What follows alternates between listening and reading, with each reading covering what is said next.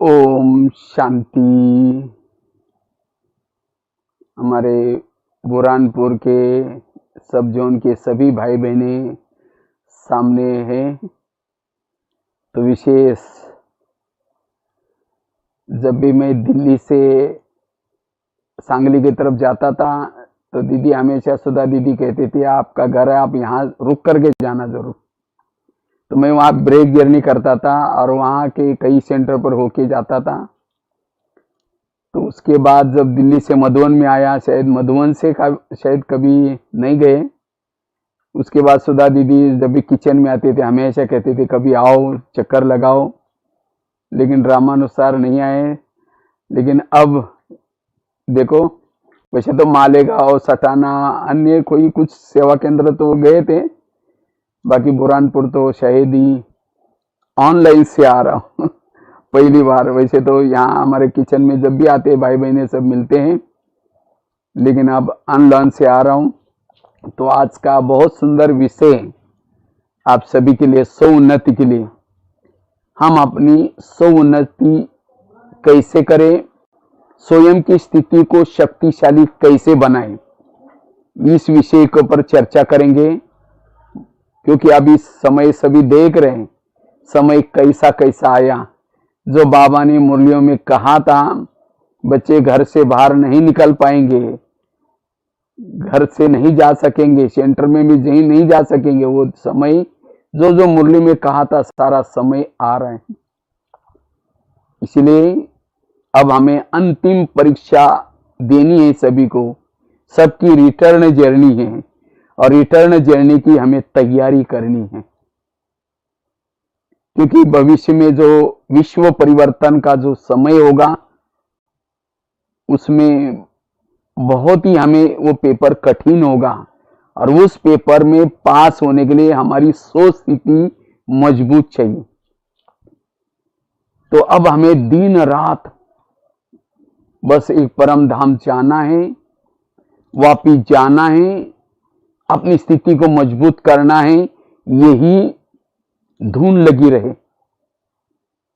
इसलिए इस दुनिया से अब अपने बुद्धि का लंगर को उठाना है। भले इस दुनिया में रहना है, पेट को चाहिए क्या, 2 ही रोटी चाहिए, लेकिन उसके पीछे हम सारा दिन नहीं लगाना है। अपनी पढ़ाई सारा दिन वो करते भी, वो छोड़ना नहीं है, लेकिन बुद्धि हमें परम धाम में बाबा की तरफ लगानी है और इससे हमारी स्थिति अच्छी बनेगी।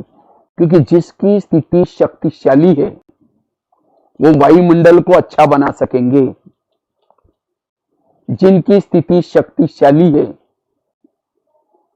वो शांति का, सुख का अनुभव कर सकेंगे। जिनकी स्थिति अच्छी है, पावरफुल है,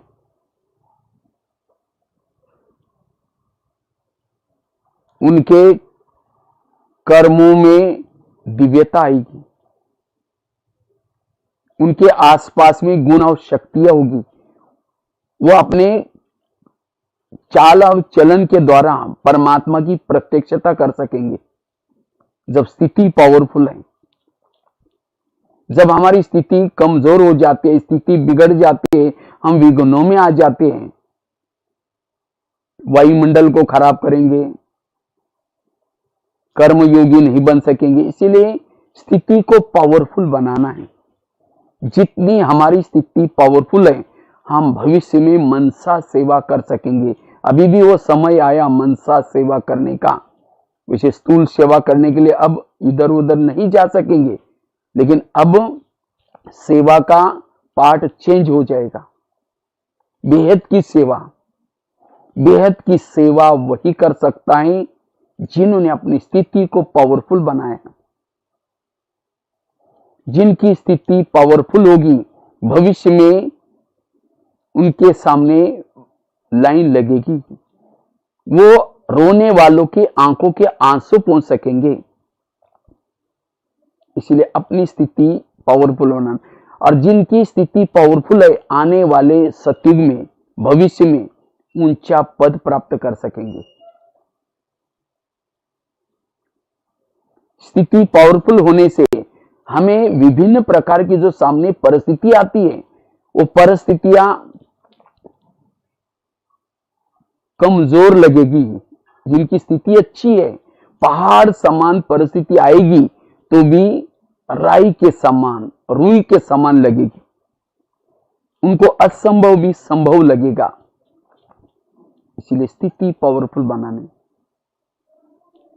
लेकिन हमारी स्थिति बिगड़ती क्यों है? चलते चलते इस ज्ञान मार्ग में हमारी स्थिति क्यों बिगड़ती है? उसके कुछ कारण और उसका निवारण, उसके पर आप थोड़ी सी चर्चा करेंगे। स्थिति बिगड़ने का सबसे पहला कारण है, कभी कभी चलते चलते हम अपने पुराने संस्कारों के वश हो जाते हैं। जब पुराने संस्कारों के वश हो जाते हैं तब जाकर के हमारी स्थिति बिगड़ जाती है। इसलिए हमें पुराने संस्कारों के वश नहीं होना, क्योंकि जब संस्कारों के वश हो जाते हैं तो इंद्रियों के वश भी हो जाते हैं, मन के वश हो जाएंगे, बुद्धि के वश हो जाएंगे, आंखों के वश हो जाएंगे, देह भान में आ जाएंगे। इससे वायुमंडल खराब हो जाएगा। क्यों? क्योंकि हमने संस्कारों के वश हो गए। इसलिए कोशिश करके अब मेरे पुराने संस्कार जागृत न हो जाए, ये ध्यान देना है। इसलिए पुराने संस्कार मेरे अंदर ना आए, ये हमें ध्यान देना है। पुराने संस्कार मेरे अंदर ना आए, इसके लिए हमें रोज अपना ये पढ़ाई का, ज्ञान योग का अटेंशन देना है। क्यों हमारे पुराने संस्कार जागृत हो जाते हैं? उसको कहीं ना कहीं हम एटमॉस्फेयर या भोजन दे देते हैं। समझो किसी का काम विकार का संस्कार है, अगर ऐसी आत्मा टीवी गलत चीजें फिल्में देखेगी, नेट की साइड की कोई गलत चीजें देखेगी, तो वायुमंडल अगर देंगे, भोजन देंगे उसका, तो संस्कार जागृत होता है। तो जिन बातों से मेरे संस्कार जागृत होते हैं, उन बातों के लिए मुझे परहेज करना है। अगर परहेज नहीं करेंगे तो बीमारी बढ़ती जाएगी। वास्तव में संस्कार भी आत्मा की बीमारी है। ये संस्कार हमारे अंदर आए कहां से? जैसा जिन्होंने विचार दिए वैसे विकार पैदा हो गए, वैसे संस्कार बन गए। इसीलिए अब हमें निगेटिव का भोजन मन बुद्धि को नहीं देना है। जैसे सड़ा गला भोजन अगर हम खाएंगे हेल्थ के लिए शरीर में, तो बीमारी हो जाएगी।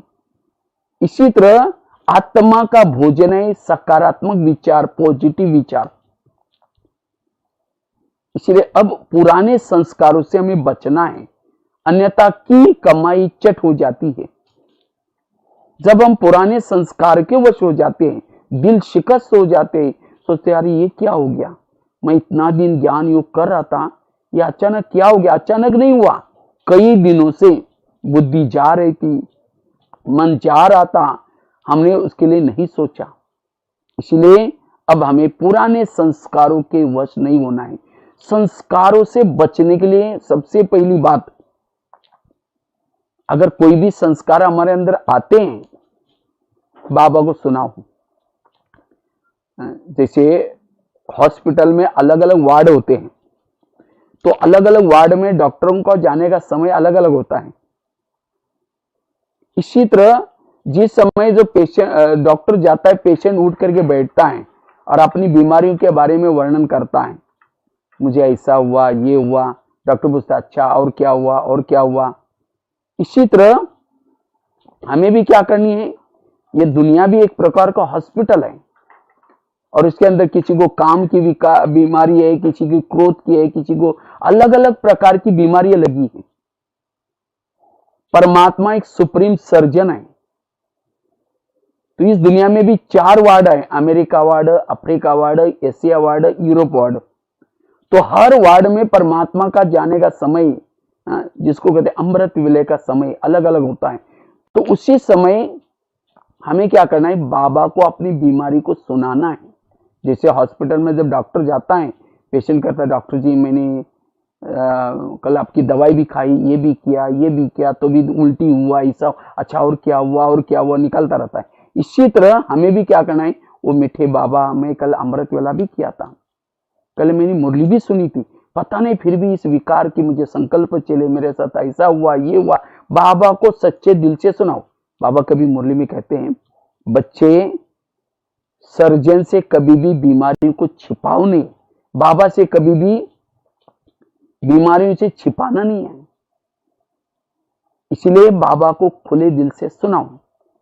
जैसे डॉक्टर को जब पेशेंट सुनाता है, अच्छा और क्या हुआ और क्या, वो लिखता है और लिख करके ऑफिस में जाकर के किसी नर्स को भेजेगा, किसी कंपाउंडर को भेजेगा, फलाना वार्ड में इतना नंबर बेड पर ये पेशेंट है, उसकी ये दवाई दे के आओ, या खुद जाएगा दवाई देगा। अब डॉक्टर तो चक्कर लगा रहे, पेशेंट उठा ही नहीं, इलाज कैसा मिलेगा? अच्छा उठाए तो भी नींद कर रहे हैं। तो इसी तरह हमें भी अमृत वेला उठना है और आंखें बंद करके नहीं बैठना, लेकिन बाबा को सुनाना है। अगर कोई प्रॉब्लम नहीं है तो भी कहो कि बाबा आपका धन्यवाद, आपने इतना अच्छा ज्ञान दिया, मैं बहुत अच्छा हूं, शुक्रिया बाबा, धन्यवाद बाबा। जैसे पेशेंट को कोई तकलीफ नहीं है, कहता है डॉक्टर जी आज मैं एकदम ठीक हूँ, मुझे कोई प्रॉब्लम नहीं। तो इसलिए ये अमृत वेला बाबा को सुनाने से इसके इलाज मिलेगा। दूसरी बात है, संस्कार को परिवर्तन करने के लिए आज तक बाबा ने जो भी हमें मुरलियां सुनाई है, अलग अलग विकारों के लिए डीप में मुरलियां चलिए, उस मुरलियों की स्टडी करना। तीसरी बात है, हमें जो हमारे पास सीनियर भाई बहने हैं, उनको भी आप सुना सकते हैं, बहन जी या भाई जी मैं ज्ञान में चल रहा हूं, पता नहीं संस्कार के मैं वश हो रहा हूं, उनको भी सुनाओ, वो अनुभवी है, कुछ आपको बताएंगे। जैसे स्कूल में कोई बीमारी होती है तो छिपाते नहीं है, लेकिन यहाँ कुछ होता है तो हम बताते नहीं है, लगेगा कि अगर मैं बताऊंगा तो मुझे उस भावना से देखना शुरू करेंगे, इसलिए हम छिपाते छिपाते छिपाते खुद भी छिप जाएंगे। इसलिए बीमारियों को कभी छिपाना नहीं है। अच्छा अपना नाम बताने की शर्म आती, किसी और का नाम बताओ, लेकिन इसका इलाज लेना है। संस्कार पर स्थिति अच्छी बनेगी,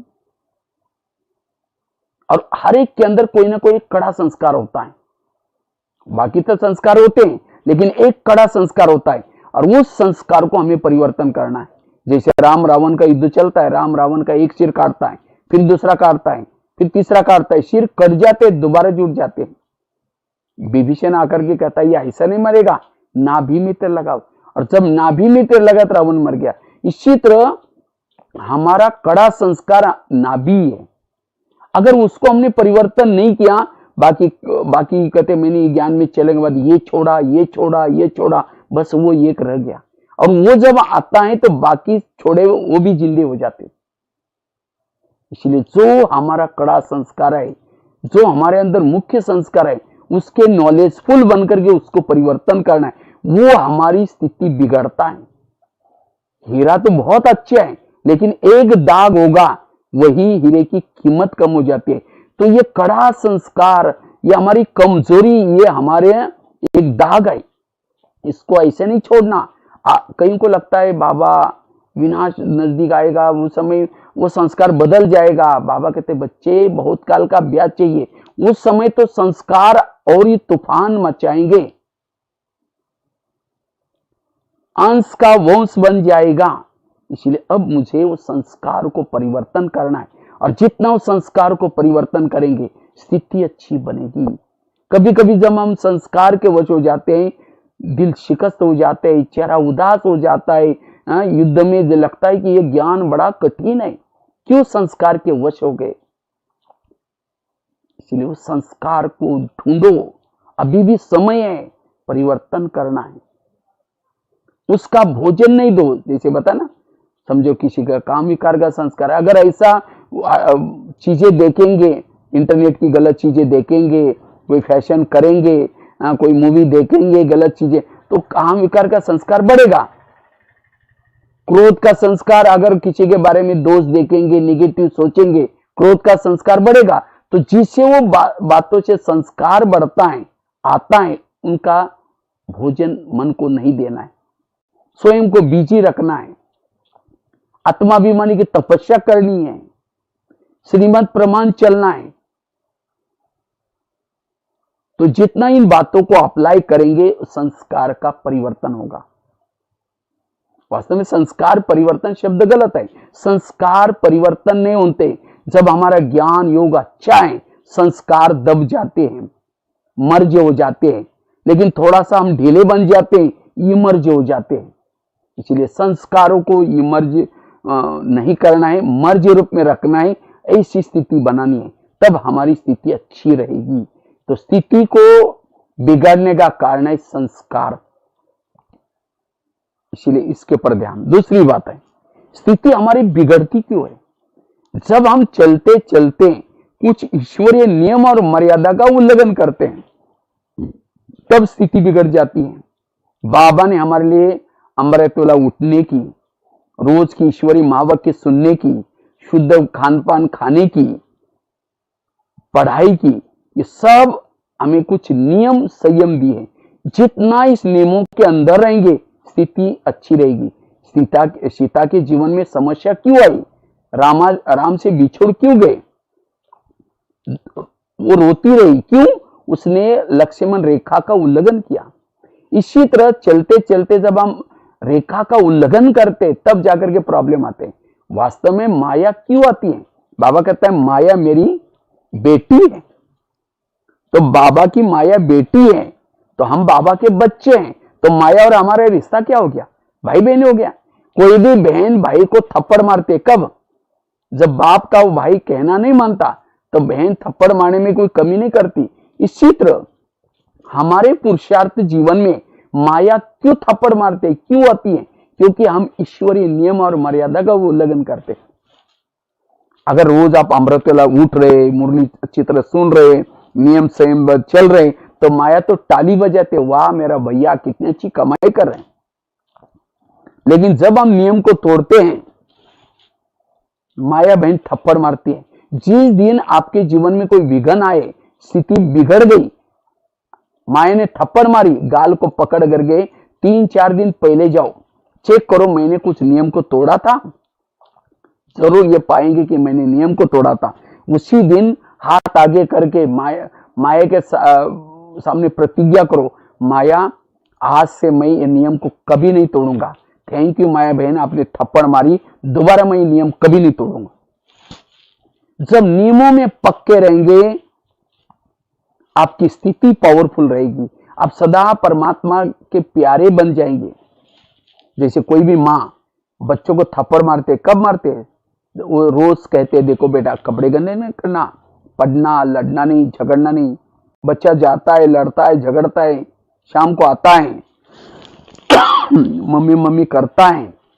मम्मी किचन से देखेगी खिड़की से, मैंने जो उसको काव करके आया, नए क्या करके आए, बोले कि तुम चिल्लाते मैं यहीं ठीक हो। अच्छा जाएगी, जाकर 2 थप्पड़ लगा दी, कहेगी तुमको मैंने इतना अच्छा कहा, तुम गंदा हो क्या? वही बच्चा अगर माँ ने जो काव करके आता तो मम्मी तो उसको प्यार करती। इसी तरह बाबा भी हमारी माँ है, रोज सवेरे जल्दी उठाती है, फरिश्ता ड्रेस पहनाती है, कई डायरेक्शन देते हैं। बच्चे आज आत्मा समझना, पर चिंतन नहीं करना, मेरे याद में रहना। कितना मुरलियों में, मुरली 2 कॉलम में लिखो, एक में लिखो आज मम्मी ने क्या करने के लिए बोला, और दूसरे कॉलम में लिखो मम्मी ने आज क्या मना किया। माना बाबा ने क्या करने के लिए बोला और क्या मना किया। जो मना किया उसको नहीं करना, करने के लिए बोला उसको करना। इसको कहते श्रीमत।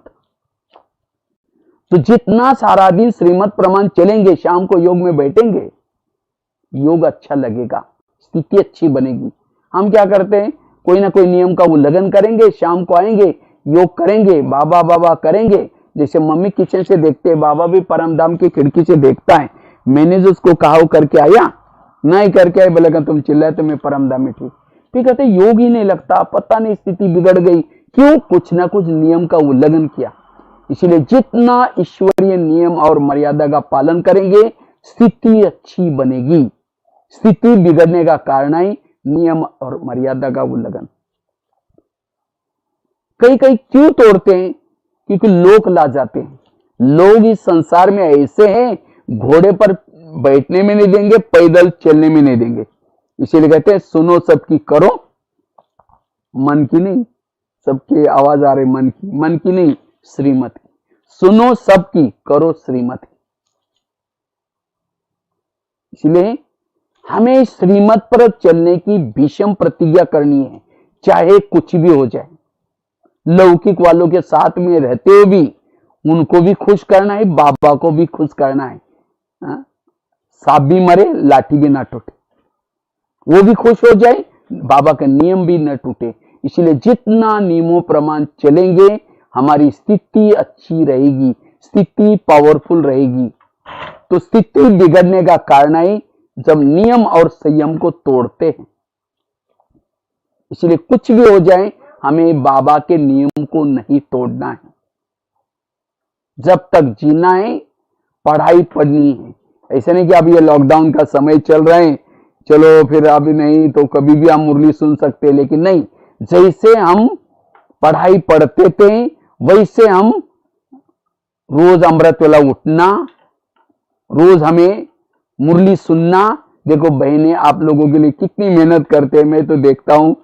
कई कई तो सेंटर पर बहनें पढ़ी लिखी नहीं है, तो भी आपके तक ज्ञान कैसा पहुंचे, कैसा जाए, उसके लिए उन्होंने इंटरनेट सीखा, उसके लिए वो यूट्यूब में कैसे बोलना है, जूम कैसे सीखना है। देखो आपके लिए इतना बाबा का प्यार है, बहनों का प्यार, आपके तक ज्ञान का भोजन कैसे पहुंचे। लेकिन ऐसा नहीं है, अभी 2 महीने में 3 महीने में बड़ा मजा आया, नाश्ता भी बनाते गए और साथ में मुरली भी सुनते रहे, तो सेंटर में जाने की जरूरत क्या है। लेकिन नहीं, लॉकडाउन खुलेगा सेंटर पर भी जरूर जाना है, क्योंकि ये तो मजबूरी के लिए बाबा ने साधन बनाया था। लेकिन मजबूत बनने के लिए और हमें संगठन में जरूर जाना है, क्योंकि संगठन में जाएंगे, जैसे लकड़ियां जल रहे, एक गीली लकड़ी भी डालो वो भी जलना शुरू हो जाएगी। इसी तरह आपकी कोई स्थिति खराब है, लेकिन संगठन में जाकर के बैठो, वहां योग लगेगा।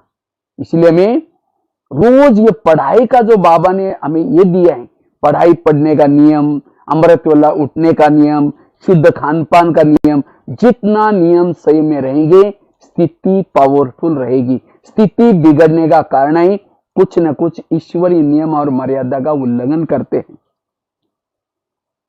कितनी बातें हो गई? 2 बातें बताई। पहली बात बताई स्थिति बिगड़ती क्यों है, चलते चलते हम पुराने संस्कारों के वश हो जाते हैं। इसीलिए संस्कारों के वश नहीं होना है। उसके लिए 2-3-4 युक्तियां बताई।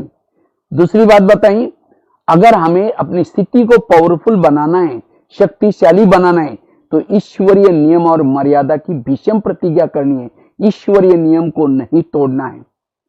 तीसरी चीज है, स्थिति हमारी क्यों बिगड़ते, चलते चलते हम देह भान में आ जाते हैं। जब देह भान में आए तो यहाँ के बातें, यहाँ की दुनियावी बातें दिखाई पड़ेगी। फिर कहेंगे ये ऐसा करता है, ये ऐसा करता है, इसने ये क्यों किया, क्योंकि देह भान आया। जब देह भान आया स्थिति बिगड़ गई।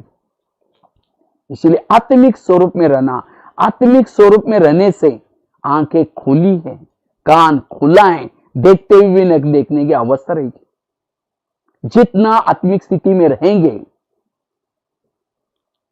कर्मों में भी योग युक्त रहेंगे। आत्मिक स्थिति में रहने से परमात्मा से कनेक्ट रहेंगे, सदा बाबा की याद बनी रहेगी, परम धाम जाना यह स्मृति रहेगी।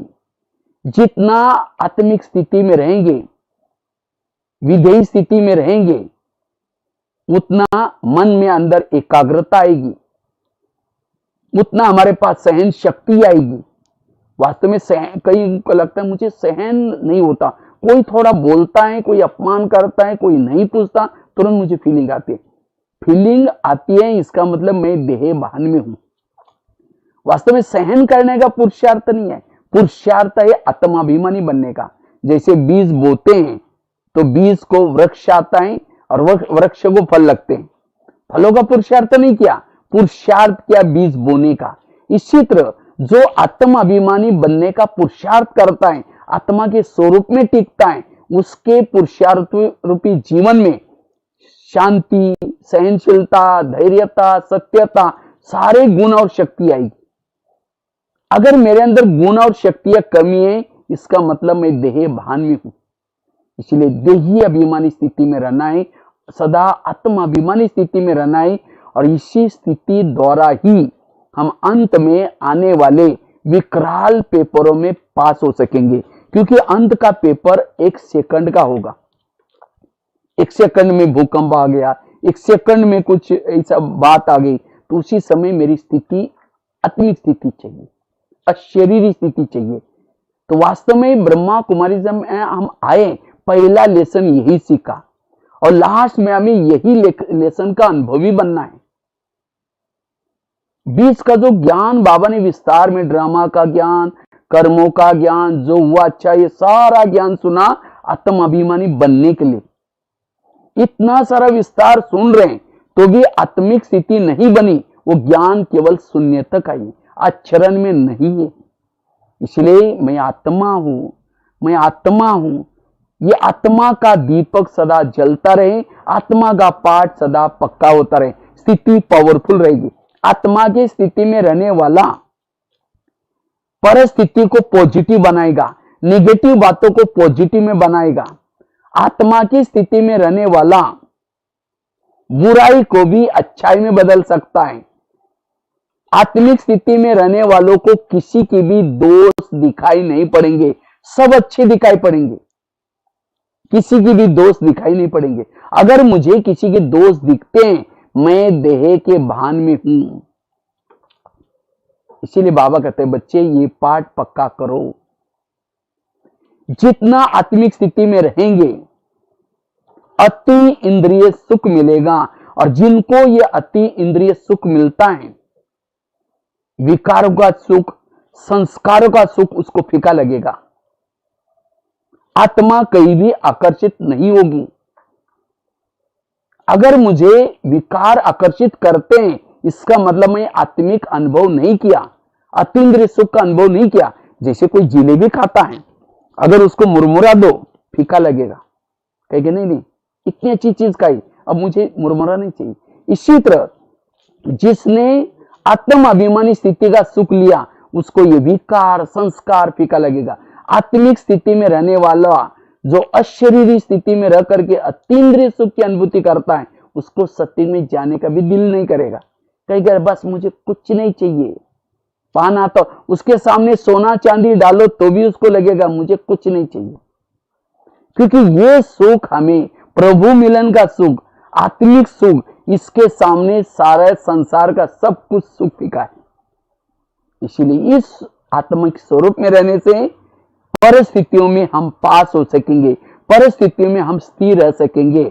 इसीलिए ये पाठ पक्का करना है। जितना इस स्वरूप में रहेंगे उतना सकाश देने की सेवा कर सकेंगे। सूर्य उगता है, किरणें फैलाता है, कितनी बड़ी सेवा हो रही। इसीलिए गीता में भी कृष्ण अर्जुन को कहता है, हे पार्थ सूर्य बनो सूर्य। तो अब हमें भी सूर्य बनने की जरूरत है, सूर्य बन करके सकाश देनी है। और जितना सूर्य बन की स्थिति रहेगी, उतना हमारे विकर्म विनाश होते रहेंगे, हमारी वाणी में बल आएगा। इसीलिए हमें ये आत्मिक स्थिति की मेहनत करनी है, उसको पाठ को पक्का करना है। आत्मिक स्थिति बनाने के लिए तपस्या, योग, जितना योग करते रहेंगे आत्मिक स्थिति बनेगी। जितना संकल्प को कम चलाएंगे आत्मिक स्थिति बनेगी। जितना पवित्रता की धारणा है आत्मिक स्थिति बनेगी। जितना निरहंकारी होकर के रहेंगे आत्मिक स्थिति बनेगी। जितना 7 स्वरूपों के स्वरूप रहेंगे आत्मिक स्थिति बनेगी। इसलिए आत्मिक स्थिति में रहने से स्थिति पावरफुल रहेगी, निर्विघ्न रहेंगे। सीता के सामने जब रावण आता है, वो माचिस तिल्ली जला करके रखती है, रावण उसको टच भी नहीं करता। इसी तरह इस रावण के राज्य में रहते हुए भी हमारा आत्मा का तिल्ली सदा जलती रहे। जिस घर में लाइट नहीं होती है वहां भूत रहता है, एक भूत दूसरा भूत, पूरा बंगला भूत बंगला बन जाता है। लेकिन आजकल सभी तरफ लाइट हो गई, इसलिए भूतों का शायद नाम निशान कम हो गया। इसी तरह ये विकार कहां रहते हैं, कहां ज्यादा होते हैं? जहां आत्मा की लाइट कम हो जाती है। द्वापरिक से लेकर के आत्मा की लाइट थोड़ी कम होते होते डीम होती गई, काम का भूत, क्रोध का भूत, विकार रूपी भूत घुस गए। इन भूतों से बचना है, विकारों से बचना है, ये आत्म अभिमानी का पाठ पक्का करना है। इससे हम इंद्रियों पर जीत प्राप्त कर सकेंगे। इसलिए ब्रह्मा बाबा ने ये पाठ पक्का किया, दादियों ने भी ये पाठ कितना पक्का किया। जैसे बिल्डिंग का बनाते, फाउंडेशन को मजबूत डालते, फाउंडेशन मजबूत है, बिल्डिंग भी मजबूत रहेगी। इसी तरह हम भी 84 जन्म की हमारी बिल्डिंग बना रहे हैं। 84 जन्म हमें विकारों से बचे रहे, बुराई से बचे रहे। इसलिए अब भी हमें ये आत्मा का पाठ पक्का करना है। जितना आत्मा का पाठ पक्का करेंगे उतना सत्युग त्रेता तो हम रहेंगे, लेकिन द्वापर में भी शुरू में हम इतना विकारी नहीं बनेंगे। इसलिए ये आत्मा का लेसन हमें पक्का करना है। जितना आत्माभिमानी स्थिति, इसलिए हर मुरली में बाबा कहते बच्चे आत्मा समझो, अशरीरी बनो, विदेही बनो। तो ये हमें धुन लगानी है, मैं आत्मा हूं, आत्मा हूं, आत्मा हूं। 3 चीजें बताई, स्थिति बिगड़ती क्यों है। चौथी चीज है हमारी स्थिति क्यों बिगड़ती है, उसका कारण है जब कभी कभी चलते चलते इस ज्ञान मार्ग में इंद्रियों के वश हो जाते, कर्म इंद्रिय के वश हो जाते, स्थिति बिगड़ जाते। हमारे जीवन के जो विघ्न है, हमारे जीवन के जो प्रॉब्लम है, कोई व्यक्ति के कारण नहीं आते, कोई परिस्थिति के कारण नहीं आते, हमारे विघ्नों के कारण है हमारी स्वयं की कर्म इंद्रिया। अगर घर का ही किसी को धोखा देता है, घर का ही बेदी बनाए, घर की हालत क्या होगी। अगर देश के बॉर्डर पर रहने वाला कोई दुश्मन से मिला हुआ है, देश की हालत क्या होगी। इसी तरह ये शरीर भी हमारा एक देश है, और इसके बॉर्डर पर कान, मुंह, आंख, ये सब आत्मरक्षा करने के लिए है। शरीर हमारा एक घर है, और इस घर में रहने वाले कौन है, कान, मुंह, आंख। लेकिन यही हमको धोखा देते हैं, और इसीलिए विघ्न पैदा होते हैं, समस्या पैदा होती है, स्थिति बिगड़ती है। जैसे पहले जमाने में राजा एक किले में रहते थे, और किले के कई दरवाजे रहते थे। कोई भी आता था उसकी पूछताछ होती थी, क्यों जा रहे, कहां जा रहे, किस लिए जा रहे। इसी तरह ये शरीर भी हमारा एक किला है, और इस किले के कई दरवाजे, कान, मुंह, आंख। लेकिन इस दरवाजे में कोई रोकने टोकने वाला कोई नहीं है। कुछ भी बातें हम सुनते हैं, देखते हैं, तब जाकर के हमारी स्थिति बिगड़ जाती है। इसलिए कान से पूछो, हे कान क्या योग्य था, तुमने ये क्यों सुना। हे आंखें तुमने ये व्यर्थ क्यों देखा, क्या मेरे लिए योग्य था। नहीं तो जैसे कहते ना, आंधा पीस रहा है, मराठी में कहावत है, आंधळ दळतं आणि कुत्र पीठ खात। आंधा पीस रहा है और कुत्ता बैठ करके खा रहा है। आंधे को लगा अरे मैंने तो बहुत पीसा, लेकिन देखा कुछ भी नहीं है। इसी तरह आज हम अमृत वेला उठ रहे, पुरुषार्थ कर रहे, योग लगा रहे, लेकिन कर्मेंद्रिय क्या करे, व्यर्थ सुन रहे, व्यर्थ देख रहे, जमा कुछ भी नहीं है। इसलिए हमारी स्थिति पावरफुल क्यों नहीं होती, इसलिए रोज हमें इन कर्मेंद्रिय की चेकिंग करनी है। जैसे आजकल के मम्मी पापा काम धंधे में इतने व्यस्त हो गए, बच्चा कहां जा रहा है, किसके संग में जा रहा है, क्या देख रहे हैं, कोई उनको पूछने का टाइम ही नहीं। और जब बच्चा गलत काम करता है, उनकी आंखें खुल जाती, बच्चे ने ऐसा गलत काम कैसे किया। अगर रोज उसको पूछते, बेटा तुम कहां गए थे, क्या देखा, क्या सुना, तो बच्चा गलत काम करता ही नहीं। इसी तरह आज हम इतने काम धंधे में व्यस्त हो जाते हैं, हमारी आंखें क्या देख रहे, कान क्या सुन रहे, मुंह क्या बोल रहे, उनको पूछने का टाइम ही नहीं। और इसीलिए आज हमारी स्थिति बिगड़ती है। इसीलिए रोज इन कर्मेंद्रिय का दरबार लगाना है, जैसे ब्रह्मा बाबा ने रोज अपनी इंद्रियों का दरबार लगाया। नौका पानी के ऊपर चलेगी, पार कराएगी। नौका के अंदर पानी आएगा, डुबा देगी। इसी तरह जो इंद्रियों को चलाता है वो पार हो जाता है, जिसको इंद्रिया चलाते वो डूब जाता है। इसलिए स्वराज्य अधिकारी बनना जरूरी, और इसी के आधार से हमारा भविष्य का राज्य मिलेगा, पद मिलेगा। इसलिए बाबा कहते हैं चैरिटी बिगिंस एट होम, अपने घर को सुधारो, और तब उसका व्यवहार अच्छा लगेगा, क्योंकि माता बहुत अच्छी है, ये भाई बहुत अच्छा है। क्यों अच्छा है? उसका इंद्रियों पर संयम है। नहीं तो कोई को देखते हैं बीके हैं, ज्ञान में चलते हैं, उसको देखते हैं घर में कहेंगे मुसीबत आ गई, मुसीबत समझते। क्यों? अब उसका मुख पर कंट्रोल नहीं है, आंखों पर कंट्रोल नहीं, हाथ पर कंट्रोल नहीं, इसलिए मुसीबत समझते। व्यवहार ठीक नहीं है, कौन कहेगा उनको भगवान पढ़ाता है। इसीलिए बाबा कहते बच्चे स्वराज्य अधिकारी बनो। जितना स्वराज्य अधिकारी बनेंगे आपका व्यवहार में बदलाव आएगा। तो यह है पुरुषार्थ। तो कैसे हमें इंद्रियों पर संयम रखना है? रोज हमें अमृत वाला जब योग करते हैं 5-7 मिनट अपनी इंद्रियों से थोड़ी बातें करो, क्योंकि इस युद्ध में आप अकेले केवल चलने से नहीं चलेगा, इंद्रियों का भी सहयोग चाहिए। जितना इंद्रिया सहयोग देगी उतना विजय बनेंगे। इसीलिए रोज अमृत वेला करने के बाद थोड़ा सा शरीर में जब आते हैं मन बुद्धि से, तो क्या करो, कान से बात करो। हे कान, तुम मेरे इस राज्य के शान हो, अगर तुम ना होते मैं ईश्वरी मावो के कैसे सुनता, और मेरा तो तुम्हारे पर बहुत विश्वास है, इसीलिए मैंने तुमको बॉर्डर पर रखा है। लेकिन हे कान, मैंने तुमको बॉर्डर पर रखा है, लेकिन आजकल तुम मुझे धोखा दे रहे। मुझे तो पता नहीं था। मैं आज परम हितैषी मेरे दोस्त के पास, शिव बाबा के पास गया था सवेरे। शिव बाबा ने तुम्हारे लिए इशारे दिए, हे कान, मैंने तो तुम्हारे पर विश्वास रखा है, तुमको बॉर्डर पर रखा है, तुम मुझे धोखा दे रहे, तुम खाते हो मेरा और मुझे धोखा दे रहे। इसलिए आज तक जो हुआ कोई बात नहीं, आगे कोई अगर मुझे धोखा देंगे, क्योंकि रात को सोते समय फिर मैं तुम्हें चेक करने वाला हूं। अगर कुछ गलत किया तो मैं तुमको सजा दूंगा। और ये भी नहीं समझना मुझे कुछ पता नहीं चलता। आजकल इस शरीर रूपी किले के चारों तरफ से मैंने सीसी कैमरे का प्रबंध किया है। मेरा बुद्धि रूपी नेत्र खुला हुआ है, सब मुझे पता चलता है तुम क्या देख रहे हो, क्या सुन रहे हो, क्या करते हो। आगे चलो मुख के पास। हे मुख, तुम भी मेरे इस राज्य के शान हो, अगर तुम ना होते मैं ईश्वरी महावाक्य के दूसरों को कैसे सुनाता, ज्ञान सुनाता कैसे।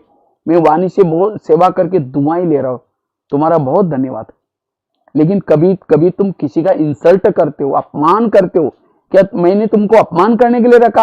अगर करेगा मैं तुमको सजा दूंगा। आगे चलो आंखों के पास। ये आंखें, मुझे 84 जन्म में बहुत आंखें मिली, लेकिन तुम्हारे जैसे भागे चले आंखें कोई नहीं मिले। क्यों? तुम्हारे द्वारा मैंने सत्यम शिवम सुंदरम को देखा है। क्या परमात्मा को देखने के बाद तुम्हारा पेट नहीं भरा? तुम व्यर्थ बातें क्यों देखते हो?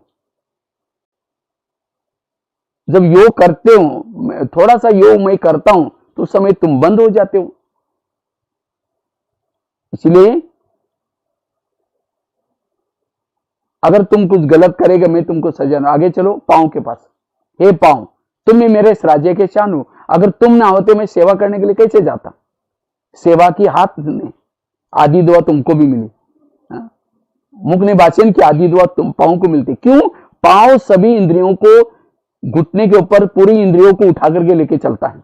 इसलिए कोई भी व्यक्ति घर में आता है उसके चरण छूते, हे चरण तुम्हारा धन्यवाद, इस व्यक्ति को हमारे घर में लाया। लेकिन कभी कभी चरण क्या करते हैं, परचिंतन करने के लिए भी लेके जाते हैं। परचिंतन किया मुख ने, आधा विकर्म पांव का भी बना। कान ने सुना, आधा विकर्म पांव का। अगर पांव नहीं जाता, कहते नहीं नहीं मेरा राजा ने मुझे मना किया, मैं राजा के लिए धोखा नहीं दे सकता, आत्मा राजा के लिए। इसलिए हे कान, तुमको जाना है तो भले जाओ, कल परसों कभी भी आओ, मैं नहीं जाऊंगा।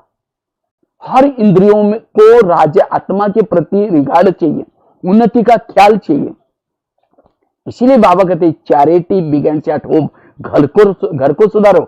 घर मतलब लौकिक नहीं, ये शरीर हमारा घर है। इसीलिए इस घर में रहने वालों को ज्ञानी बनाओ।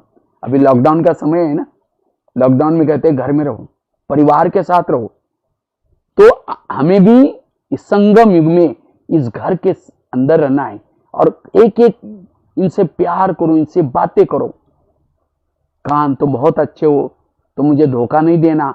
और अगर हर इंद्रिय आपके स्नेही बन जाएगी, सहयोगी बन जाएंगी। जैसे भारत में अंग्रेज आए थे, कैसे आए थे? भारत में नवाबों का शासन था, बंगाल का नवाब, बिहार का नवाब, वो आए, उन्होंने उनको क्या किया, अतिथि देवो भव कहा, और एक नवाब के साथ दोस्ती करते करते दिल्ली के ऊपर अटैक किया, भारत गुलाम हुआ।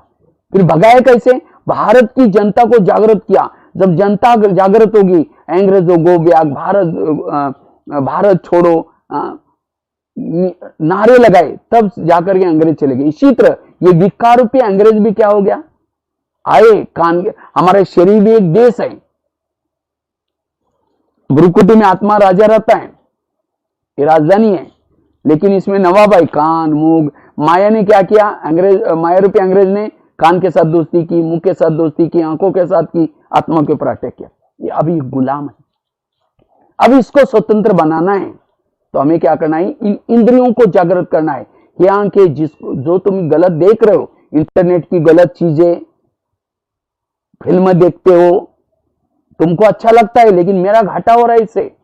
किसी के देह को निहारते रहते हो, किसी की सुंदरता को ये करते हो, इससे मेरा घाटा होता है। इसलिए तुम्हें अब ये सब नहीं करना है। इसके कारण तो मैं नीचे आया हूं। अब तुम्हें क्या करना है, पॉजिटिव रहना है, सकारात्मक रहना है। जब योग करते हो और तुम क्या करते हो, बंद हो जाते हो, परमात्मा की शक्ति में कैसे लेता हूं। इसीलिए अगर आंखें ज्ञान में चलेगी तो बाबा को देखती रहेगी, कान ज्ञान में चलेगा, बाबा की महावाक्य सुनेगा, व्यर्थ नहीं सुनेगा। एक एक इंद्रियों को श्रीमत प्रमाण चलाना, यह है स्वराज्य अधिकारी स्थिति।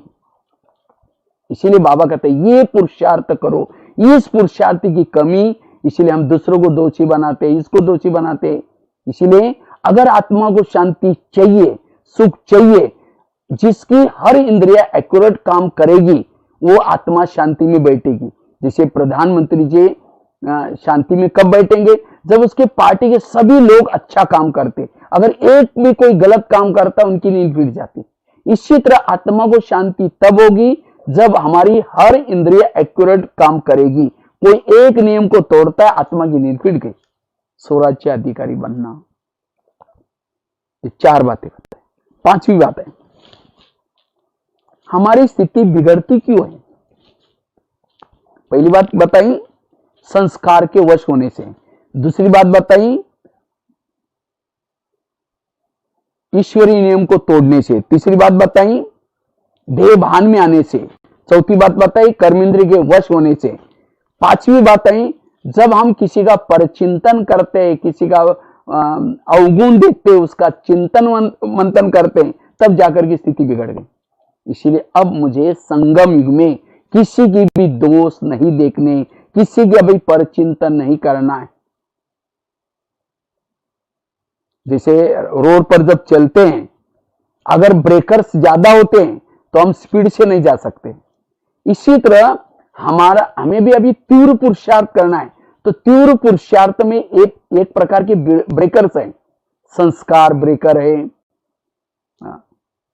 श्रीमत का उल्लंघन करना ये भी एक ब्रेकर है, देहभान ये भी ब्रेकर है, कर्मेंद्र के वश होना ये भी ब्रेकर है, परचिंतन करना ये भी ब्रेकर है।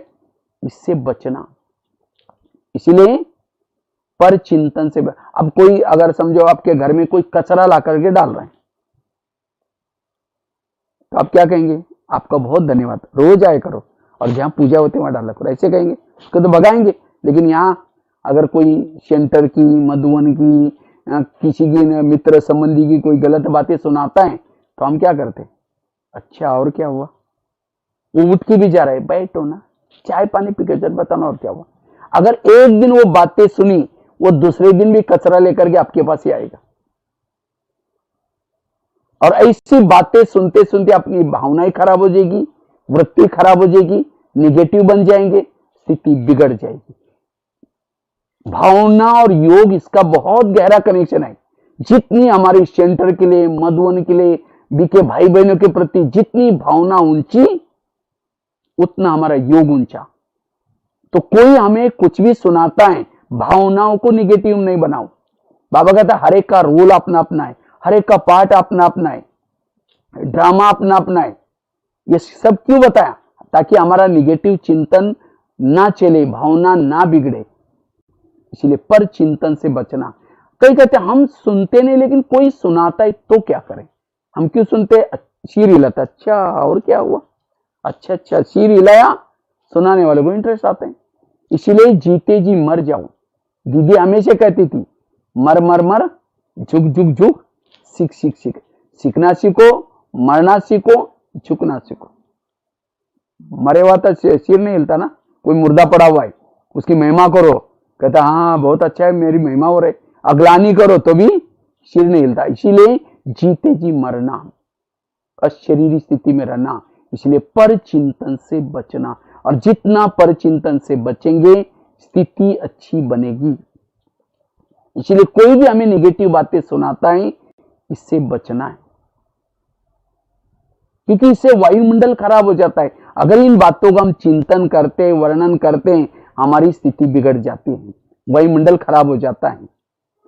और बाबा तो कहते हैं बच्चे झगमुई झगमुई नहीं करो,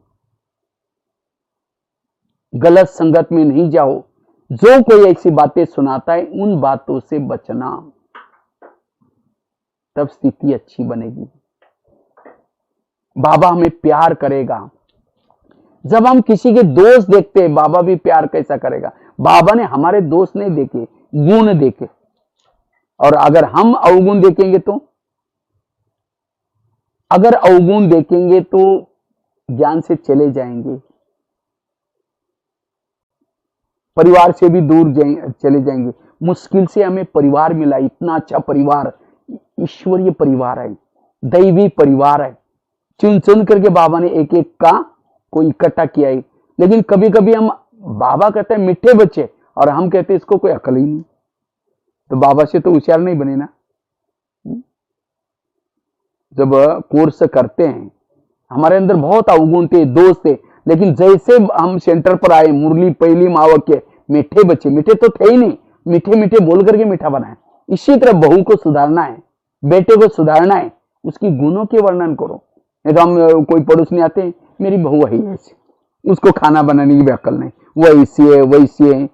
अब बेचारी दूर से सुन रहे हैं तो क्या लगेगा, अरे मैं इतने अच्छे काम करती तो भी मेरे को ऐसे बोलते हैं, भावना खराब हो जाएगी, काम भी नहीं करेगी। इसीलिए बहू को सुधारना है, उसकी महिमा करो। इसीलिए पर चिंतन से बचना। एक बहुत सुंदर एक स्टोरी में शेयर कर रहा हूं। कहते एक सत्संग चलता था, उसमें बहुत सारे लोग आते थे। तो एक दिन गुरुजी ने शिष्य को कहा, गुरुजी मुझे एक वरदान चाहिए। तो गुरुजी ने कहा क्या वरदान चाहिए, मेरे बारे में सबके दिल में क्या चलता है मैं जानना चाहता हूँ। गुरुजी ने कहा ठीक है। तो वरदान दिया और साथ में एक छड़ी दी, मांत्रिक डंडा। कहा कि किसी के दिल में तुम्हारे बारे में कुछ चलता है, जानना है, ये छड़ी को दिल में रखो, उस व्यक्ति का नाम लो तो पता चलेगा।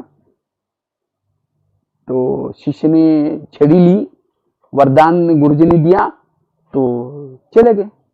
अचानक रास्ते में उस शिष्य को याद आया, पहले मैं गुरुजी की चेकिंग करता हूँ, गुरुजी के अंदर मेरे बारे में क्या चलता होगा। तो छड़ी को दिल में रखा, गुरुजी का नाम लिया, थोड़ी सी छड़ी काली होगी। उनको लगता अरे गुरुजी के अंदर मेरे बारे में कालापन आई, इनको गुरुजी बना करके फायदा क्या। आश्रम में आना बंद हो गया। 1 दिन हो गया, 2 दिन हो गया, महीना हो गया। गुरुजी एक दिन उनके घर में गए, क्या जी आजकल आप आते नहीं। नहीं जी थोड़ा मेरी तबीयत खराब है, थोड़ा घर में मेहमान आते हैं, इससे वैसे बहाना करने लगा। गुरुजी ने कहा आप 6 साल से आश्रम में आते थे, आंधी आए तूफान आए कुछ भी हो जाए, नहीं जी नहीं जरूर कुछ बात है। कहा कि आपके अंदर मेरे बारे में कालापन है। गुरुजी ने कहा अच्छा ये बात है, तुमने देखा कि तुम्हारे अंदर कितना कालापन है। कहा कि नहीं देखा। देखो शिष्य ने छड़ी को दिल में रखा, अपना नाम लिया, पूरी छड़ी काली हो गई। गुरु की तो थोड़ी काली थी, लेकिन उसकी शिष्य की पूरी काली। अपनी काली देकर के शर्म आई, सिर झुकाया। गुरुजी ने कहा कि कोई बात नहीं, मैं जब आश्रम में आया था मेरी भी छड़ी पूरी काली थी, लेकिन मैंने तपस्या करते करते, सेवा करते करते, इतनी बचे वो तो मैं कर ही रहा हूं, लेकिन तुम मेरे को देकर के आश्रम में नहीं आओगे, जो सफेद बन रहे वो भी काली हो जाए। तब शिष्य हाथ जोड़ के गुरुजी को कहता है, गुरुजी मेरे से बहुत बड़ी भूल होती जा रही थी, मैं कितना भूल कर रहा था। गुरुजी ने कहा कोई बात नहीं, आज से कभी भी बड़ों की कमजोरी मत देखना, ये कहानी किसी और की नहीं। कभी कभी हम ज्ञान में चलते चलते औरों के दोष देखते हैं और भावना खराब करते हैं। जो सेंटर पर आते थे, जो ज्ञान योग करते थे, कोई बहने फिर फोन भी करेंगे, नहीं जी थोड़ा सा मेहमान आते, थोड़ा सा, अच्छा नहीं आएंगे तो घाटा किसका है। आज जिसकी बुराई देख रहे वो तो ज्ञान योग कर रहे हैं, जिस बहनों की देख रहे, जिस भाई की देख रहे, वो तो ज्ञान योग करे, वो तो निकल जाएगी थोड़ी सी काली। इसीलिए बाबा कहते बच्चे दोष नहीं देखो, अच्छा ही देखो, स्थिति बिगड़ना एक कारण है। बाबा कभी मुरली में भी कहता है मेरे अच्छे अच्छे बच्चे थे, बहुत ज्ञान योग करते थे, सेवा भी करते थे, लेकिन आज वो है ही नहीं, चले गए। कहाँ गए और क्यों गए? उन्होंने यहाँ आते किसी के दोस्त देखे, जब शुरू में हम आते हैं, हमें और किसी का भी परिचय नहीं, एक बाप परमात्मा बाबा, बस करते करते हमें आना शुरू किया। जैसे नजदीक आए, सेवा के संपर्क में आए, बहनों के संपर्क में आए, फिर कहेंगे यहाँ जो पैसे देते ना ज्यादा, उसको ही आगे करते, वो बहन ऐसे, वो भाई ऐसे, कुछ न कुछ दोस्त देखेंगे, फिर भावना खराब करेंगे। और इसीलिए बाबा कहते बच्चे किसी के भी दोष नहीं देखो। दोष देखने वालों के दिमाग में ज्ञान नहीं बैठता। सरस्वती हंस के ऊपर बैठी है, कई कहते पता नहीं मेरे बुद्धि को ताला ही लगा हुआ है, ना परम धाम दिख रहा है, ना कुछ बुद्धि भटक रहे। क्यों? इसका मतलब परचिंतन कर रहे, औरों के दोष देख रहे। इसी से बचना, स्थिति बिगड़ना एक बहुत बड़ा कारण है। अगर कोई ऐसी बातें सुनाता है, हाथ जोड़ना है, बचना है। ये समय विकर्म विनाश करने का है। ये समय औरों को, बाबा ने हमारे ऊपर उपकार किया, अनेक आत्माओं को सकाश देने का समय है। ये अपनी उन्नति करने का समय है। 84 जन्मों की सीढ़ी उतरते समय 5000 साल लगे, 84 जन्म लिया। अब इस 84 जन्म की सीढ़ी चढ़ने के लिए कितना जन्म है? एक जन्म। और एक जन्म भी पूरा नहीं मिलेगा। अभी कोई तो 5-6 साल से ज्ञान में आए, कोई 10-12 साल से ज्ञान में आए, कोई 40 साल से ज्ञान में आए, पूरा जन्म तो ज्ञान में नहीं मिलेगा। तो इसीलिए थोड़ा सा योग लगाए, सीढ़ी एक ऊपर चढ़ गए, थोड़ा सा सेवा की, सीढ़ी ऊपर चढ़ गए, थोड़ा सा तपस्या के, सेवा ऊपर चढ़ गए, लेकिन थोड़ा सा परिचिंतन किया, जितनी सीढ़ी चढ़ी हो नीचे उतरे। यही करते रहेंगे, सेवा करेंगे, ऊपर चढ़ेंगे, फिर ऊपर चिंतन, नीचे ऊपर करते रहेंगे, समय पूरा हो जाएगा, संगम युग, बीच में लटक जाएंगे। कोई ना कोई फिर त्रेता में आएंगे, या द्वापर में आएंगे, या कलयुग सतयुग के भी लास्ट में आएंगे। इसलिए मुझे चढ़ना ही है। इसलिए बाबा कहते हैं ना, यहाँ का स्लोगन है, पर चिंतन पतन की जड़। इसलिए आज हमें दृढ़ संकल्प लेना है, प्यारे बाबा ये संगम युग चल रहा है, आज से मैं किसी के दोष नहीं देखूंगा, ना जाकर के किसी को सुना करके उनकी भावना खराब नहीं करूंगा। इसलिए पर चिंतन से बचना। 5 बातें सुनाई, मैं 7 बातें और 2 बातें शॉर्ट में सुनाने वाला हूं। 7 बातों को साथ में रखना, स्थिति पावरफुल बन जाएगी। बाबा भी साथ में रहेगा फिर आपकी। ये 7 बातों की कमी बाबा फिर साथ छोड़ देगा। ये समय है, कृष्ण अर्जुन के रथ में कब बैठा? जब उसको स्वच्छ बनाया, संबंधी को बुला दिया, सब कुछ। तो इसी तरह बाबा आज 84 जन्मों से पढ़ा रहे हैं, कई सालों से पढ़ा रहे हैं। क्यों? स्वच्छ करने के लिए। हम पहले स्वच्छ नहीं बने, फिर दोबारा स्वच्छ बनेंगे तो हमारे दिल में बाबा कैसे बैठेगा? फिर हमारी विजय नहीं बनेगी, पराजय होगी। इसलिए बाबा को दिल में बिठाना है। तो छठी बात है तपस्या। जितनी हम तपस्या करेंगे, योग करेंगे, हमारी स्थिति अच्छी बनेगी। इस ज्ञान मार्ग में चलते चलते हम योग में थोड़ा थक जाते हैं, योग करते हैं लेकिन यथार्थ नहीं करेंगे। यथार्थ योग करना है। हमारा योग है बुद्धि योग। हम जब योग में केवल ये नहीं समझना कि 1 घंटा बैठा और 5 मिनट बाकी है, घड़ी को देख रहे, वो नहीं, लेकिन उस 1 घंटे में मेरी बुद्धि से वो परम धाम का विजन, परमात्मा के साथ का विजन कितना अनुभव हुआ, मन में पॉजिटिव विचार कितने, मन में परमात्मा के प्रति कितने विचार चले। नहीं तो कई बार मैं सुनाता रहता हूँ, कई माता योग लगाने के लिए आ रहे हैं, आते आते रास्ते में देखा कि बहुत अच्छा सब्जी वाला जा रहे हैं, हाँ कितना अच्छी बैंगन की सब्जी है, चलो शाम को आज इसकी सब्जी बनाएंगे, पहले योग लगाएंगे, जाते समय लेके जाएंगे। सेंटर पर आए, लाल लाइट चल रहा है, गीत बज रहा है, शुरू करेंगे मैं आत्मा हूँ, शांत स्वरूप हूँ, शक्ति स्वरूप हूँ। फिर सोचे यार थैली तो लाई नहीं, हाँ वो बैंगन कैसे लेके जाओ, छोड़ो कोई बात नहीं, उसके पास तो प्लास्टिक का थैला तो हो गई। फिर कहे मैं आत्मा हूँ, शांत स्वरूप हूँ, शक्ति स्वरूप हूँ। फिर सोचे कि गैस के ऊपर तो दूध रखा था, शायद उसको बंद किया या चल रहा है, चलो कोई बुझाई देगा, मैं आत्मा हूँ, शांत स्वरूप हूँ। फिर कहे अरे घर में तो मेहमान आने वाला था, मैंने सोचा तो उसके लिए पूरन पोली बनाओ, लेकिन चने की दाल तो है ही नहीं, चलो छोड़ो कुछ और बना देंगे, मैं आत्मा हूं शांत और लाइट की सफेद लाइट होगी, योग का टाइम पर आओगे। सामने वाला बैठने वाला सोचेगा वाह आधा घंटा योग किया, लेकिन इनका योग था क्या था, बैंगन योग या पूरनपोली वाला योग है। अगर ऐसा योग करेंगे तो आत्मा की बैटरी चार्ज कैसे होगी? केवल बाबा के क्लास में बैठना, रूम में बैठना, फोटो के सामने बैठना, ये योग। योग मतलब बुद्धि हमारी देखते रहे, विजन। और जितनी बुद्धि से बाबा को देखेंगे, परम धाम को देखेंगे, अव्यक्त वतन को देखेंगे, उतना हमारी आत्मा की बैटरी चार्ज हो जाए। जैसे मोबाइल को चार्ज करना है, प्लग के पास लाकर रखो, रात भर रखो, चार्ज होगा। उसकी तारी डालनी पड़ेगी प्लग में। अब केवल तारी डालने से भी नहीं चलेगी, दोनों भी तारी डालना है और बाजू को बटन चालू करना है, तब वो बैटरी चार्ज हो जाते हैं। इसी तरह हमें भी आत्मा की बैटरी चार्ज करनी है तो हमें भी सेंटर पर लेके जाना, मतलब प्लग के पास या बाबा के रूम में लेके गए, वहां इतना ही पर्याप्त नहीं, लेकिन मन बुद्धि की दोनों तारें भी लगनी चाहिए। और मन बुद्धि की तार लगाने के साथ स्मृति का स्विच भी चालू करना है। ऐसे नहीं कि स्विच ऑफ है, कुछ ढव करके बैठे फोटो को देखते हुए, नहीं। बाबा आपने मुझे क्या से क्या बनाया, कितना बाबा आपने पढ़ा, ज्ञान का डमरू बजा करके अगम के निगम के भेद खोले, शुक्रिया बाबा, धन्यवाद बाबा। ऐसे हमें लगन में मगन वाला योग करना है और तब जाकर की स्थिति अच्छी बनेगी, क्योंकि योग से ही आत्मा में ताकत आएगी, विकर्म विनाश होंगे। आत्मिक ऊर्जा बढ़ाने का और कोई साधन नहीं सिवाय योग के, लेकिन वो योग हमारा विधि पूर्वक चाहिए। और योग में हमें मनोरंजन के रूप में करना है। वैसे तो योग का बहुत लंबा टॉपिक है, कभी इसके बारे में अलग से हम टॉपिक लेंगे, यथार्थ योग कैसे करना है।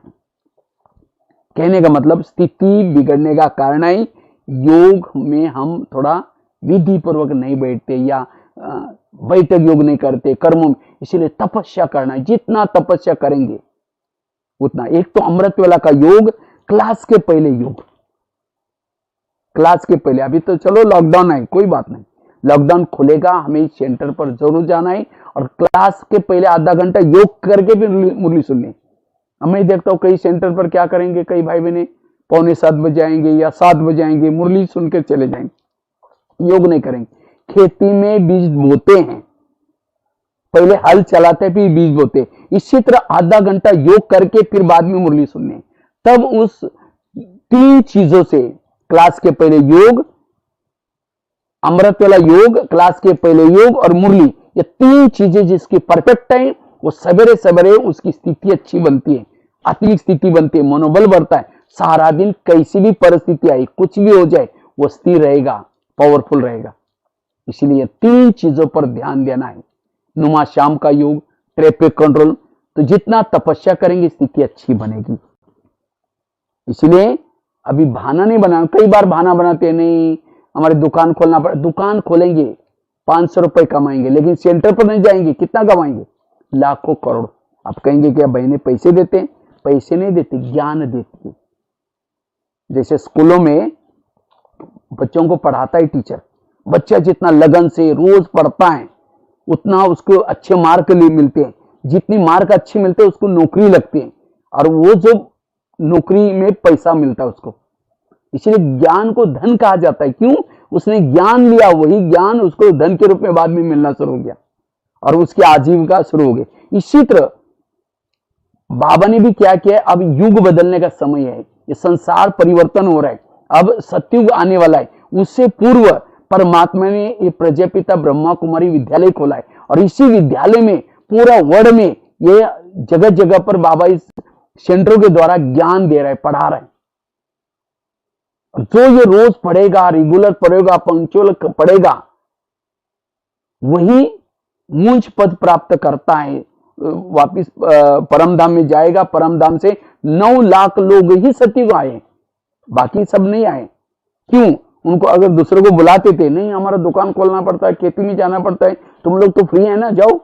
अब ठीक है भाई, अगर नहीं वो आएंगे तो फिर सतयुग में कैसे आएंगे? सतयुग में उनको सोने के महल नहीं मिलेंगे। एक एक सोने के महल की कीमत निकालो कितनी होगी, और एक जन्म नहीं, 8 जन्म सतयुग के, एक जन्म के महलों की प्रॉपर्टी नहीं, क्यों प्रॉपर्टी मिली? क्योंकि उन्होंने ज्ञान सुना था। इसलिए उस दुकान से भी पहले सेंटर पर आओ, अपने 2 कान खोलो। वो तो एक ही दुकान है या 2 कान है।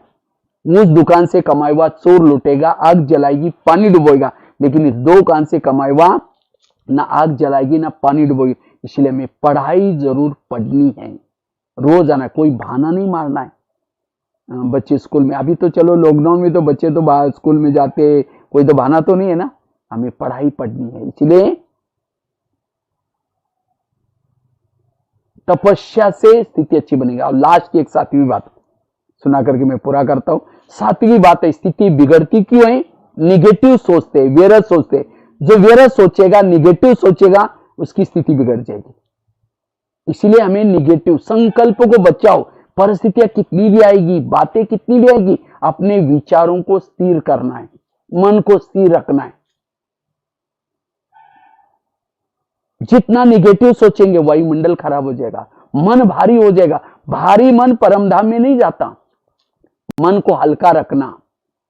बाबा ने कर्मों का ज्ञान, ड्रामा का ज्ञान, जो ये सारा ज्ञान दिया है मन को चुप रखने के लिए। मन में नो क्वेश्चन, नो करेक्शन, ऐसा होना चाहिए, ये होना चाहिए। नो कोटेशन, वो ऐसा करता है, वो हमें भी ऐसा करना चाहिए। नो कोटेशन, नो अपोजिशन, कोई किसी के साथ अपोजिशन नहीं। मन चुप, मूर्ति बनो। द्वापर में तो मूर्ति वही बन सकता है जो संगम में मूर्ति बना हुआ है। मूर्ति तो गाली भी देंगे, वरदान यहां था, नीचे नहीं जाएगा। मूर्ति के सामने कोई गाली भी देता है तो मूर्ति वरदान ही देती है, नीचे हाथ नहीं करती, चेहरा पीछे नहीं करती। और हमारी हालत 15 दिन से बात नहीं करेंगे, ऐसे करके चलेंगे। इसलिए मन को चुप रखना। मान अपमान निंदा स्तुति में भी समान रहना। जितने विचार जिसके कम चलते, पॉजिटिव चलते, उसकी स्थिति अच्छी है, वो आत्मिक स्थिति में रहता है, वो आत्मचिंतन कर सकता है। अगर निगेटिव विचार है, योग में बैठेंगे, लाल लाइट चल रहा है, गीत बज रहा है, शुरू करेंगे मैं आत्मा हूं, शांत स्वरूप हूं, फिर कहेंगे मेरे को उन्होंने क्यों बोला, फिर कहेंगे छोड़ो मैं आत्मा हूं शांत, फिर कहेंगे 15 दिन पहले भी तो बोला था, फिर कहेंगे ठीक है मैं आत्मा हूं शांत, फिर कहेंगे सबके बीच में क्यों बोला। योग नहीं लगेगा। इसीलिए पॉजिटिव सोचना, सकारात्मक सोचना, ये कला सीखनी है। और वैसे तो आजकल कोरोना का प्रकोप है। कोरोना की बीमारी से बचने के लिए कहते हैं रोग प्रतिकात्मक शक्ति चाहिए। जितना जिसके पास रोग प्रतिकात्मक शक्ति है, कोई भी बीमारी उसके पर अटैक नहीं करती। एक तो खानपान से रोग प्रतिकात्मक शक्ति बढ़ती है, दूसरा पॉजिटिव सोचने से, सकारात्मक सोचने से, तनाव टेंशन से दूर रहने से हमारी रोग प्रतिकात्मक शक्ति बढ़ती है। इसलिए कुछ भी हो जाए पॉजिटिव रहना। जो पॉजिटिव रहता है वो सहनशील होता है, और सहन शक्ति बड़ी बहन है, बाकी शक्तियां उसकी छोटी बहन है। अगर हमारे पास सहन शक्ति आएगी, हमारी स्थिति अच्छी होगी। इसलिए पॉजिटिव रहना। जो निगेटिव सोचता है, ज्यादा सोचता है, उसका दिमाग गर्म होता है, दिमाग में केमिकल उतरते हैं, उससे बीमारियां होती है। 70% बीमारी होती है निगेटिव से। इसलिए कहते हैं ना, जिसका पाव गरम, पेट नरम, दिमाग ठंडा, उस घर में कोई डॉक्टर है, डॉक्टर की जरूरत नहीं है। पाव गरम चाहिए, एक्सरसाइज करना, वॉकिंग करना, पाव गरम रहेंगे। संतुलित भोजन खाना, पेट नरम रहेगा। और दिमाग ठंडा, पॉजिटिव सोचना, सकारात्मक सोचना। ये 3 चीजें जिसकी अच्छी है वो हेल्दी, वेल्दी और हैप्पी है। इसलिए हमारे प्रधानमंत्री जी ने सबको एक मंत्र दिया, जान है तो हमारे लिए जान है। अर्थात हमारी जान अच्छी है, हेल्थ अच्छी है तो हमारे लिए दुनिया है। अगर हमारी हेल्थ बिगड़ गई, खत्म हो गया, हमारे लिए जान भी खत्म हो गया। इसलिए जान की संभाल रखने के लिए पॉजिटिव सोचो, सकारात्मक सोचो। कुछ भी हो जाए, कुछ भी चला जाए, कोरोना आया है, चला भी जाएगा, वो मेहमान है, चला जाएगा। जीवन एक यात्रा है, इस यात्रा का एक साइड सीन था। इसलिए हमें उसको सोचना नहीं। इस कोरोना के में सबको सामने समस्या आई है। किसी का दुकान कई दिनों से बंद हो गया है, कईयों का नौकरी में जाना बंद हो गया है, कई प्रॉब्लम है। लेकिन कोई बात नहीं, मन को स्थिर रखो, अपनी हेल्थ को अच्छे रखो, दोबारा आप सब और कर सकते हैं। अगर सोच करके, निगेटिव सोच करके, टेंशन में आकर के कुछ कर बैठेंगे तो तनाव में आएंगे, टेंशन में आएंगे। इसलिए मन को चुप रखना, पॉजिटिव सोचना, इसका भी बहुत सुंदर एक टॉपिक है, जीवन को सकारात्मक शैली कैसे बनाएं, पॉजिटिव लाइफस्टाइल कैसे जिए, उसके बारे में भी कभी देखेंगे, टाइम होगा तो उस समय बोलेंगे। तो कहने का मतलब स्थिति बिगड़ने का कारण है निगेटिव सोच, व्यर्थ सोच। इसलिए अपनी सोच को पॉजिटिव बना दो, कुछ भी हो जाए पॉजिटिव रहना। आज किसी को पेट की बीमारी हुई, ईर्ष्या करने वालों को पेट की बीमारी, दूर का कम दिखता है, दूसरे की बुराई को आंखें फाड़ फाड़ के देखेंगे, डोळे वटरून पाहायचं, आंखें ये करने से पुतली फैल जाते हैं, फिर कम दिखाई पड़ेगा, डॉक्टर को कहेंगे डॉक्टर जी मेरे को कम दिखता है पता नहीं, डॉक्टर कहेगा चश्मा लगाना पड़ेगा, नंबर लग गया, चश्मा तो लगाए फिर भी बुराई देखना नहीं छोड़ेंगे, नंबर बढ़ता ही जाएगा, ब्लड प्रेशर बढ़ गया, बीती बातों को याद किया। सारी बीमारी का जड़ है निगेटिव सोच। इसलिए पॉजिटिव बनो, सकारात्मक बनो। इसलिए जो परिस्थिति को पॉजिटिव लेता है वो परिस्थिति उसके लिए वरदान बनती है, परिस्थिति को निगेटिव रूप में लेता है वही परिस्थिति श्राप बन जाती है। दुख और सुख क्या है? पॉजिटिव सोचने वाला सुखी है, निगेटिव सोचने वाला दुखी है। कई कहते मैं इसके रास्ते में कभी जाता नहीं, फिर भी ये मेरे साथ ऐसा क्यों करता है, इसने मेरे साथ ऐसा क्यों किया। ताली कभी एक हाथ से नहीं बजती, ताली के लिए दो हाथ चाहिए। अगर कोई मेरे साथ ऐसा वैसा करता है, मैंने भी उसके साथ किया था। संसार जो चलता है कर्मों के आधार से चलता है। वर्तमान के मेरे प्रॉब्लम मेरे ही कोई कर्मों का परिणाम है, कोई दोषी नहीं है। प्रकृति के साथ हिसाब किताब, प्रकृति का दुरुपयोग किया, इसलिए बीमारी के रूप में ऐसे कैसे आती है। इसलिए पॉजिटिव रहना, हमें हिसाब किताब चुक्त करके वापिस जाना है। कोई भी बिना हिसाब किताब चुक्त करके वापिस नहीं जा सकता। चुक्त करने के 3 तरीके, योग लगा करके, दूसरा सहन करके, तीसरा धर्मराज की डंडे खा के। इसलिए हमें समस्या आती है, सहन करो या तपस्या करो, चुक्त हो जाएंगे। निगेटिव को पॉजिटिव में लाओ। लास्ट की एक स्टोरी पूरा सुना करके पूरा करते हैं। वैसे तो आप सभी बुरहानपुर जोन, इसमें काफी महाराष्ट्र में भी समाये हुआ है। महाराष्ट्र महान धरती है जिसमें संत तुकाराम होके गए। तुकाराम महाराज भक्ति करते थे विठल की, लोगों ने उनको मना किया तो भी छोड़ा नहीं। एक दिन सभी लोगों ने पकड़ करके उनके गले में सब्जी का माला पहना दी। बैंगन, टमाटर, आलू, मटर, मुंह काला किया, बाल उतर करके हल्दी लगाई, गधे पर बिठाया, गली गली में घुमाया, इतना ने घर के सामने लाया, पत्नी को बुलाया। जब उसकी पत्नी देखते मेरे पति के साथ ऐसा किया, सबको गाली देते। जब गाली देते तुकाराम महाराज सब्जी की माला दिखा करके कहते इनको गाली क्यों दे रहे, ये लोगों ने अपने लिए 8 दिन के लिए सब्जी ला कर दिया। नेगेटिव को पॉजिटिव में बनाया और कहा इनको गाली मत देना। जब मेरी शादी हुई थी उस समय बारात नहीं निकली थी, ये लोगों ने पूरी गांव में मेरी बारात निकाल करके लाई, इनको चाय पानी पिलाना, गाली मत देना। और कहा इनको गाली मत देना। जब मुझे घुमाने के लिए लेके गए थे, धूप बहुत तेज थी और तेज धूप में लोगों ने पाँव में कुछ नहीं पहना था, इन सबके पाँव में छाले फोड़े आएंगे, मुझे कुछ नहीं हुआ, मैं आराम से पर गधे पर बैठा था।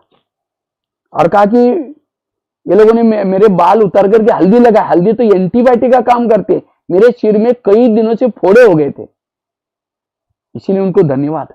बुराई को क्या बनाया, अच्छाई पर। इसी तरह कला सीखने बाबा ने हमें इतना ज्ञान दिया। कोई गाली देता है, समझो कि गाली नहीं दी, मेरे ऊपर गुलाब का फूल डाल दिया। जो संगम युग में गाली देगा, द्वापर युग में रोज आकर के आपके मूर्ति के ऊपर गुलाब का फूल चढ़ाएगा। तो भगत चाहिए क्या नहीं चाहिए। जिस दिन किसी ने गाली दी, अपमान किया, योग में बैठेंगे बाबा को, बाबा आज आपने बहुत अच्छा भगत भेजा था, उन्होंने फूल डाल के गया, आपका बहुत बहुत धन्यवाद, कल भी किसी को भेज देना। उसको दुआई दो, ये नहीं कि चिढ़ करके बदवाई दो, बदवाई जाएगी उसका तो बुरा करेगी, वापिस हमारा भी बुरा करेगी। इसलिए अपने संकल्प को बचाना, कभी भी डिस्टर्ब नहीं होना, सबके साथ एडजस्ट होकर के, परिस्थितियों के साथ एडजस्ट होकर के चलो। पहले 2-3 सब्जी खाते थे, अभी परिस्थिति आई, कोई कम कमाया, कोई बात नहीं, एक सब्जी बना करके, रस वाली बना करके उसके साथ खा लो, बाद में आएगा पैसा फिर और एक्स्ट्रा खाना।